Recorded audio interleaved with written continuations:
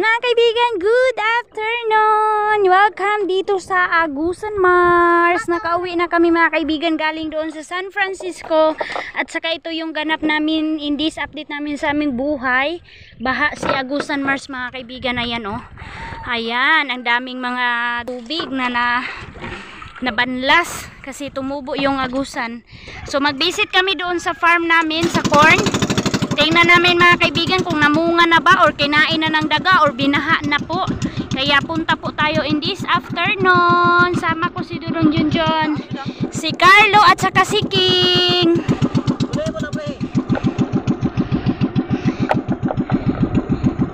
Yan oh, ang daming ano.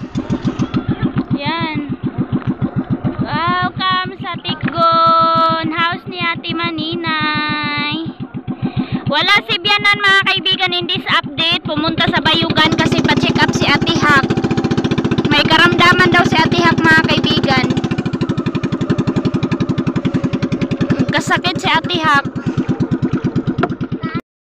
Ayan. Hello mga mais. Hala, kumuha na si King. Tanggal papa. Hindi pa yan pwede. Tanggal to papa. Hala ka. Bakit mo yan nakuha? Ang galit. Galit. Betul. Kasi nakahiga na sa lupa. Kasi kapag hindi yan kinuha, kakainin yan ng daga. Ito yung effect ng bagyo mga kaibigan sa amin. Dala ng malakas na hangin. Ayan yung mga maiso. Na ano na sila mga kaibigan, dumapa na sila. Ganyan na ang itsura oh.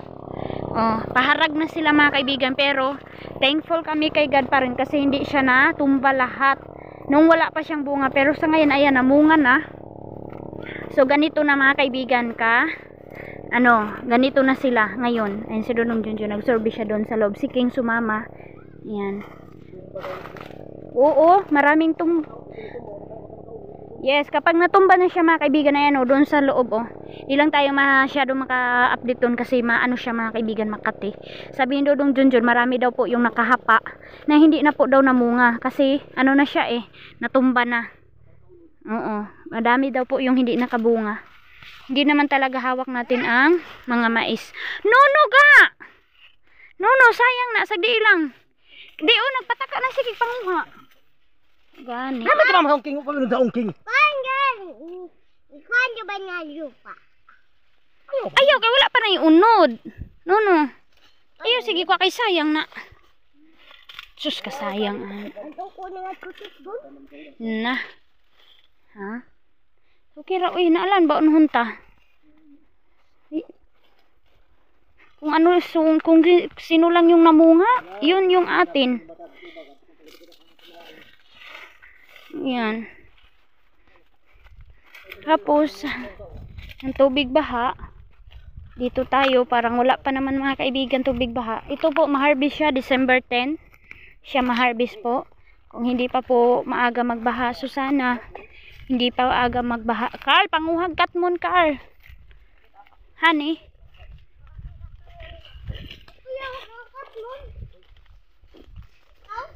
Pili ang kanang dagko, hinlo. Ayan, wala pa naman tubig, oh. So, dito, hindi na namin tinamnan kasi madali lang maano ng tubig. Magsorbe kami dito.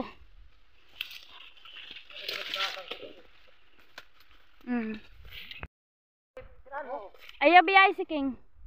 Dali na mo. Ayan, namunga na. Si Papa din mga kaibigan, namunga na din yung mais nila. Dito kami.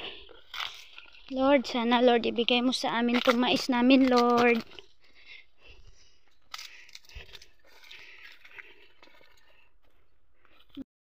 Yan, natagal-tagal din kami din nakabisit dito kasi ano na siya yung pagbisit namin dito, yung paglagay ng abono.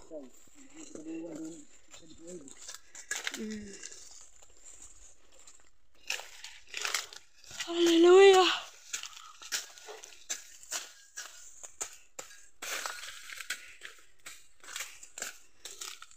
We are farming para makatulong sa bahay, panggastos. So mayroon pala mga kaibigan Dito banda mga kaibigan, medyo kunti-kunti lang. Kasi ano siya, yung iba hindi tumubo, pero yung iba tumubo. So ganun naman talaga yung seeds, hindi natin malalaman kung mabubuhay ba sila. Ayan, dito.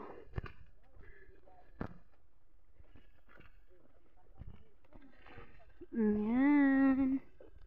Tingnan natin dito mga kaibigan, yung madali mabaha, hindi na namin tinamnan. Sayang yung area.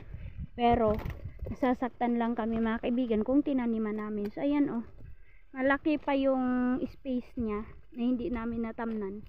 Kasi hanggang dito yung baha eh. Hanggang dyan sa mayroong hindi na namin tinamnan papunta doon. Papunta doon yung hindi namin tinamnan dito. Papunta doon, sayang yung space. Pero hindi na natin sasayangan kasi kapag bumaha, mamamatay rin sila. Sana na nangatol naman kagnak.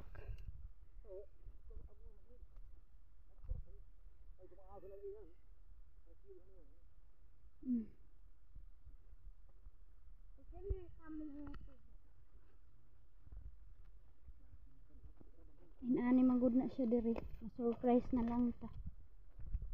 Ito pa kayo namin. Tubigyan mo sa inyo. Tubigyan mo sa inyo.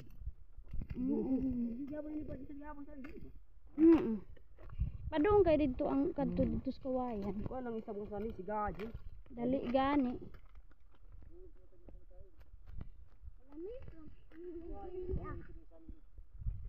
Buhi ba lagi aning singuli baya? Bugbo lang ha no.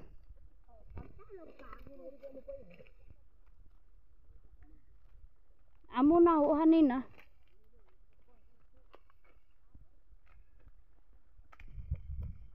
Madamo dito banda no. Pero wala namang mais dito banda kaya okay lang.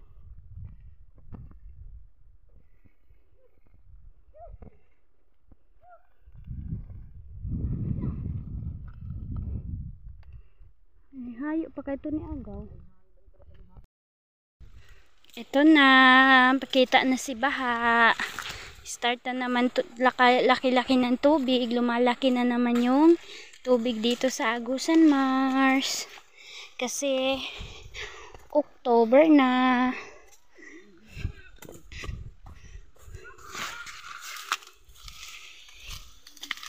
Thank you very much. Yan na, tapos na kami nag-survey. Sa hello mga kaibigan! Welcome dito sa bahay namin. Ayan, dito na tayo mga kaibigan. Nakauwi na kami galing sa aming pinuntahan na Thanksgiving Day and birthday party ni Pastor Ami Villa. So, sobrang enjoy kami and then busog kami sa mga Word of God. Ayun mga kaibigan, yun lang talaga yung importante mga kaibigan na yung mga Word of God mga kaibigan ay ano natin, marinig natin mga kaibigan sa iba't ibang paraan ng mga pastors. So, ang daming pastors and we are in time message mga kaibigan. Ulitin ko sa inyo by William Marion Branham, yung last prophet na pinadala ni God, and then namatay na siya, and then kung sino yung ama at sino yung anak, siya yung manununod sa kanyang sa kanyang father mga kaibigan. Kaya si Prophet Joseph Branham mga kaibigan, siya na po yung nagpatuloy ng kanyang mensahe sa kanyang papa mga kaibigan na si Prophet William Marion Branham. And then before pa po siya na born, binigyan po si Brother Branham ng sign sa Diyos na nag-ano talaga sa kanya, na sinabihan siya na yung mga kaibigan, yung doktor nagsabi sa kanyang wife na hindi na po daw pwede manganganak yung wife ni Prophet Branham, na yung misis niya, kasi manipis na daw po yun talaga yung mattress. Pero walang imposible na manganak talaga mga kaibigan yung wife ni Prophet Branham, kasi sinabihan siya ng Diyos na magkakaroon pa siya mga kaibigan ng isang anak na papangalanan na Joseph. So si God talaga mga kaibigan yung nagbigay ng pangalan na yon. And ayun nga, nabuo mga kaibigan, hindi in-expect ng doktor na magkakaroon pa talaga ng anak yung wife ni Brother Branham. So walang imposible mga kaibigan, kapag si God talaga yung nagsasabi ay magkatotoo talaga. And naniniwala kami mga kaibigan na siya po yung iniwan ni God, na alam niya na mawawala na si Prophet Branham dito sa mundo, and then magpapatuloy yung kanyang mensahe through the agapaw, and then through sa mga USB, kasi naka-record lahat yung ano niya, yung mga mensahe niya. Kaya yun mga kaibigan, meron kaming agapaw and USB, kasi darating ang panahon mga kaibigan na federal na sa mga churches mga kaibigan, hindi na magsimba sa mga church, ilalak na mga kaibigan. Kaya binibigyan kami ng mga agapaw para in case mga kaibigan na wala nang pagsamba sa doon sa church, kundi dito na lang kami sa matag house namin magkikinig ng kanyang mga pulong, kasi wala nang pastor kapag mag-isa na yung church mga kaibigan, yung isahin na po yung mga simbahan na like sa amin mga kaibigan, na meron kaming isa't isa na mga binigay sa amin, kaya dito na kami makikinig sa bahay. So sobrang laking tulong yung nalaman namin or narinig namin ng mga Word of God, hindi po nasayang yung pagpunta namin. And then thank you so much ulit Ate Maninay sa pag-support sa aming paglakad doon sa San Francisco, na sinuportahan mo kami. Kasi wala po talaga akong pocket money noon, kaya si Ate Maninay po yung nag-ano sa amin. And then si Janjan, sobrang enjoy ni Janjan, and nakita ni Janjan yung love and unity, and then support, and then pag-welcome sa kanya ulit. Kasi matagal-tagal din si Janjan mga kaibigan na wala sa amin. Kaya walang posible sa Panginoon mga kaibigan kapag siya po talaga yung tatawag sa atin. Kaya ayun, ngayon kabisihan naman namin mga kaibigan, nagsaing ako dito sa kusina, and then si Dudong Junjun ninyo mga kaibigan nagwalis-walis na dito sa loob ng bahay. So dito tayo. Thank you pala sa mga subscriber ko, mga followers ko, mga kaibigan. Salamat po sa pagsabi na nasayahan kami ni Dodong Junjun, kasi nagustuhan nyo mga kaibigan yung ano namin, yung paint namin sa sahig. So thank you, kasi maraming nag-comment, nag-chat sa akin through Messenger na ang ganda daw ng pagka-paint, pero doon sa labas po kulang pa po siya ng red. So merong nagsabi na rain or shine daw yung ipipaint namin. So salamat mga kaibigan sa mga advice. Salamat po sa inyong suporta always sa akin and sa panonood ninyo mga kaibigan. Malaking bagay na po yun. Kahit wala kayong maibigay sa akin na cash or financially mga kaibigan, kundi sa panonood nyo lang mga kaibigan, nakakabigay na kayo sa akin. Salamat sa pagbigay ng time. Ayan mga kaibigan, meron para akong update sa sa pangangatawan ko. Parang epekto na talaga to sa phone ko. Hindi na siguro to sa kinagat lang mga kaibigan, kasi yung mata ko ilang 5 days na ngayon. Palagi po yung nanghubag ba yung mata ko, and then connection siya dito mga kaibigan sa lieg ko. Meron pong bukol dito, parang lusay ba. So hinihilot ko naman siya, and then itong mata ko makati siya mga kaibigan, and then kapag mag-edit po ako ng vlog ko mga kaibigan, masakit. Ginanyan ko na lang yung isa kong mata mga kaibigan kapag nag-i-edit ako, and then inaano ko siya mga kaibigan ba, yung bang masakit talaga yung mata ko, kaya natatakot na ako mga kaibigan, baka talaga mayroon ng effect yung mata ko sa cellphone. Kaya gusto ko na talaga mga kaibigan na sabi ko, Lord, ibigay mo sana sa akin yung sahod ko na medyo malaki-laki God, kasi marami pa akong kailangan. And then yung gusto ko po talaga na ma-check up na po talaga yung mata ko, kaya luto na yung kanin. Ayan, iwan na namin kasi paliguan ko yung aso natin mga kaibigan. And wala akong sabon sa kanila, kaya yung ginamit ko po yung binigay ni Mami na mga liquid. Yun po yung ginamit ko kay Lakas at saka kay Pugi. Kunin ko muna mga kaibigan. Ay, nandun lang sa baba. So sabi ko, hatian ko na lang sila Lakas kasi mabango siya and then mabula. So safe naman siguro yun sa aso kasi gagamitin naman din yun natin. Kaya habang hindi pa po ako nakabili ng pang sabon nila, and sobrang bait talaga ng mga aso ko mga kaibigan. And meron ako isang followers na nag-chat sa akin na kung hindi ko daw pinapakain yung aso ko, hindi daw po ako you are stupid owner. Sinabihan niya ako mga kaibigan. So naintindihan ko naman kasi hindi kumpleto yung pagsalita ko doon sa vlog ko na sila Pugi at sila Kas, sila yung naghahanap sa kanilang pagkain mga kaibigan. Minsan lang. Ano ko naman yan sila mga kaibigan, parang mga kaibigan nagtitipid kami ng nagtitipid tayo ng bigas, and konti lang yung minsan yung sinasaing namin kasi mga kaibigan, alam nyo naman yung mga aso ang lakas kumain, pero hindi ko po pinabayaan yung mga aso ko mga kaibigan kasi napakabait niyan nila, super loving yan, lalong lalo na si si Pugi, matagal na yan sa amin. Kaedad yan ni Aileen mga kaibigan, 9 years na yan si Pugi dito sa amin. And then si Lakas, bago pa lang yan sa amin. Si King po yung simula pagka-baby mga kaibigan. Katabi talaga namin sila natulog, si Lakas. Simula pagkaliit niya. And then paglakas na lumaki na siya. So, doon na siya sa labas mga kaibigan. Kasi, minsan nga mga kaibigan, yung pag hindi natin naligo yung mga aso, mabaho talaga sila. And then, ngayon mga kaibigan, inaalagaan ko na talaga sila kasi marami nang nakagat dito sa amin. And then, maraming mga bata. Minsan nga mga kaibigan, kahit gaano kabait yung aso natin kapag nakuratan mga kaibigan, kumakagat talaga sila. So, mayroon na namang bagong kinagat dito mga kaibigan. Sabi ng owner na, hindi daw talaga kakagat yung aso nila. Pero, sa bidlaan mga kaibigan, kinagat talaga yung bata, mayroong kinagat. So grabe daw yung pagkagat. Sabi ko, na ano yun, na nabidla yung aso. Kasi nga, yung mga bata makukulit kapag naglalaro, lalong-lalo na sila kasi mga kaibigan, natatakot talaga ako kasi napakatapang niya kapag inano talaga siya ba yung bang pinakuratan siya mga kaibigan, yung bang nabibidla siya. Kaya lalong-lalo na si Pogi, ganun doon si Pogi mga kaibigan. Kaya, so nagsabi din siya sa akin mga kaibigan na kapag hindi ko daw doon sila lakas sa baba always, hindi ko daw sila doon itatali, ipasok ko daw dito sa itaas. So yes po, naisip na ano din namin yan ni Dudong Junjun, pero hindi ko pa lang na-update sa inyo kasi doon ko sila mga kaibigan sa baba para din pag mayroong tao mga kaibigan na hindi po talaga maka-harassment, makapasok dito sa ilalim namin or mayroong pupunta dito sa ilalim namin mga kaibigan na tao, kundi natatakot sila dahil mayroon tayong aso doon sa baba. So yung ano ko na lang is priority ko din sila, inaano ko nga so update ko na lang sa inyo kapag nakabili na ako ng feed nila, yung feeds na pang-aso talaga na kain nila kasi kapag kanin mga kaibigan hindi talaga sila mabubusog kasi kapag feeds mga kaibigan tumutubo yung feeds and then mabubusog talaga sila. So pinapainom ko naman, nilalagyan namin Dudong Junjun ng tubig, lalong-lalo na ako. So ayan, baba na tayo dito and then si Dudong Junjun magpakain ng baboy natin doon sa baba din kasi naka-ready na yun, floating house nila para sa baha. Hello, Pugi! Ayan si Pugi mga kaibigan. Nilagyan namin siya ng kahoy. Hi, Pugi! Good morning, Pugi! Good morning, Pugi! Pugi!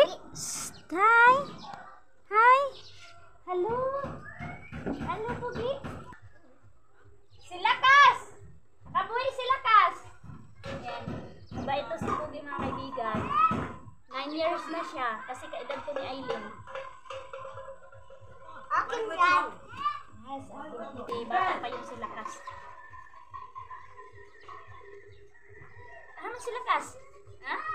Asa si Lakas? Ha? Di mo gibanta yun. Di mo gibanta yun bo. Ano man ka? ayaw si Carlo kay si King muna yung dadala kay Pugi papunta doon sa ayaw pudbira ha? Papunta doon sa Agusan para maligo siya. So ito mga kaibigan yung binigay ni Mami na gusto ko siya gamitin din kay Pugi at saka kay Lakas kasi mabango siya and then mabula. And then ginamit ko na din siya. Thank you. Ayaw King singgiti King. Si King. Ayan si Lakas mga kaibigan na saka si Pugi. Natatakot na sila pupunta dito sa Agusan River kasi feeling nila isasakay sila ulit sa pambut. Kainay dito. Aya lagi King. Ayaw King ba palakwar agud na.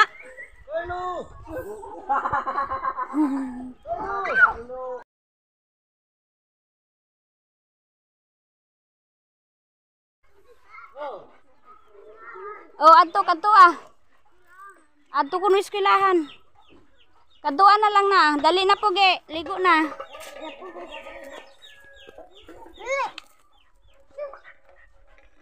Tara Pugi, ligo ka. Sige na inaog dito. Yan takot na si Pugi maligo. Go Pugi. Laking. Oh, dala ni sabon. Oh, ako na ihawid ka Pugi kay hadlok man gud na siya. Tara na.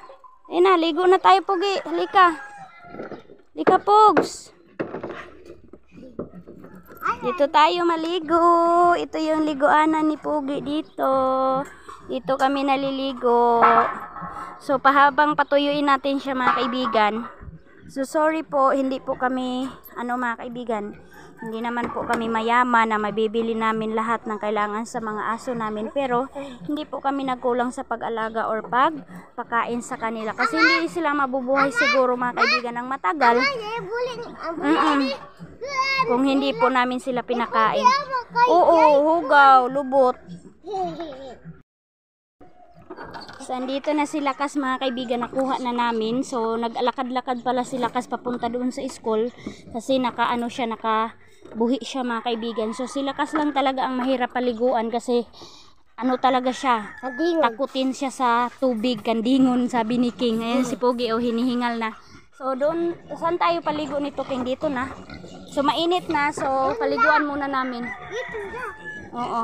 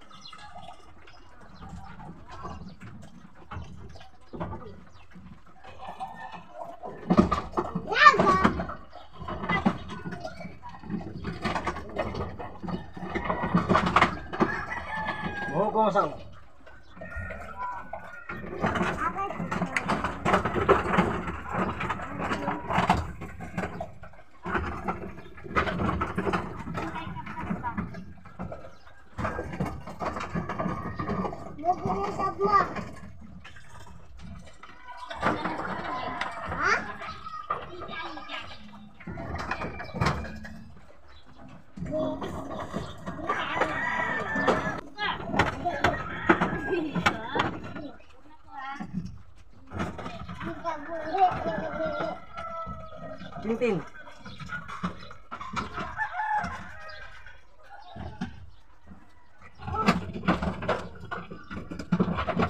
Ako po sa tintin.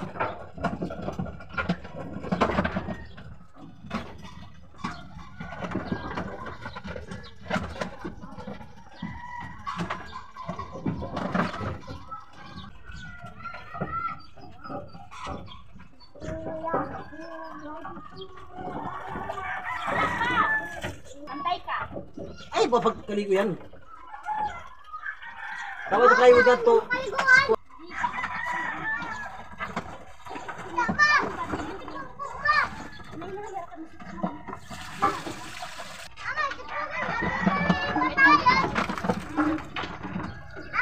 Oh, lagay, tabi.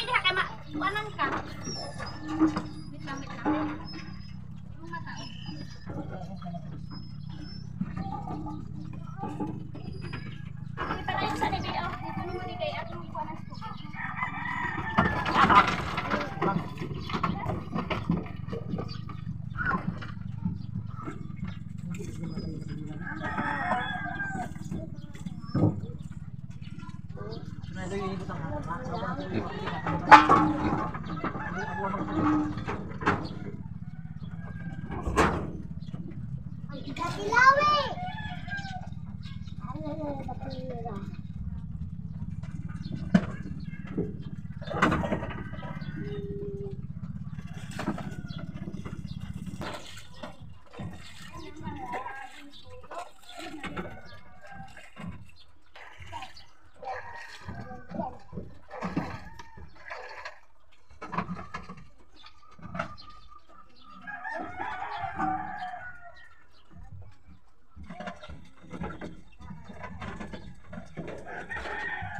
Tas ini kay bisan ko ba ito may ni mawatang panaig bangat tubos.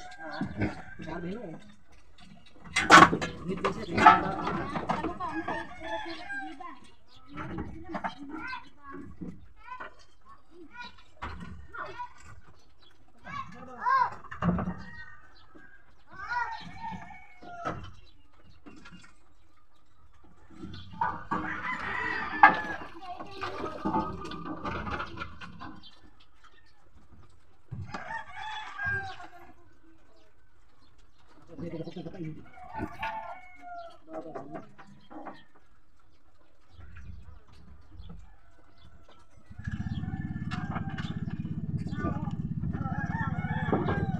King, tapos na King. Ma! Ma! Naligo na ako, ama! Ano, ma? Naligo na ako, naligo na ako, naligo ka ba? Nene.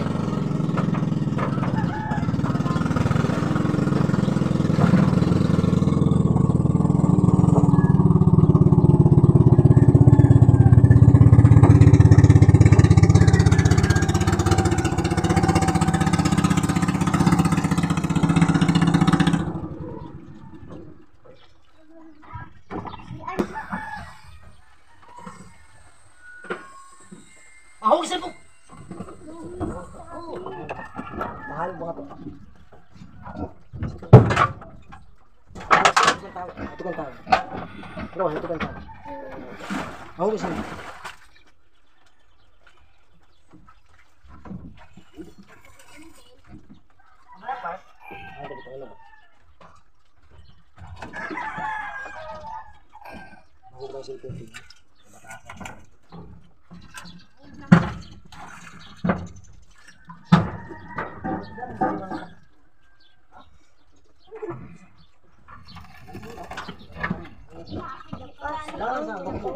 Ama! Ama! Ma! Ma! Ama! Ano na si Pugay? Kaya kareda!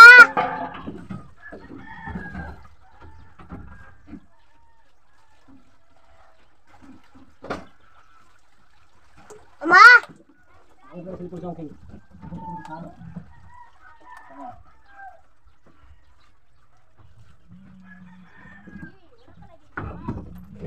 Aw. Nanala ko mana ka kareda sa Ama, ano na ah?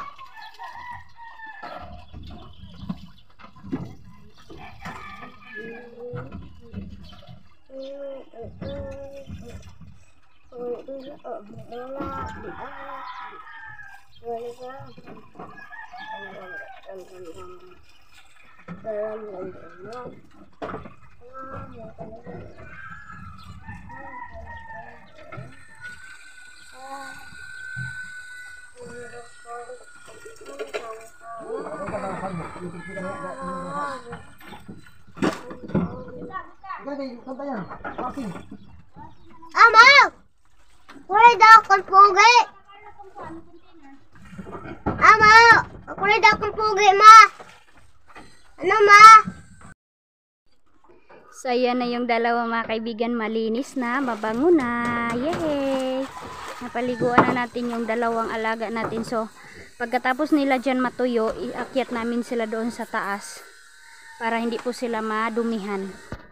Kasi basa pa yung hair nila. Gusen River, mataas.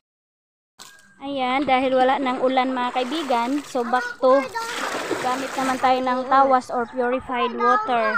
So, ayan si Ma. King, o gusto siya magdana. Wala. Si lakas na kay Papa. Taro nga ha!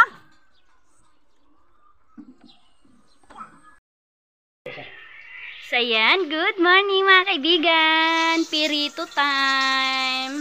Tilapia na bulad. Yan. Grabe naman kapangoy. Aso naman kayo na imong niloto. Pagod naman yan. Ayan. Ginit din kami ng tubig kasi pinirito yung ulam natin. Dapat mayroong hindi mawawala ang kape.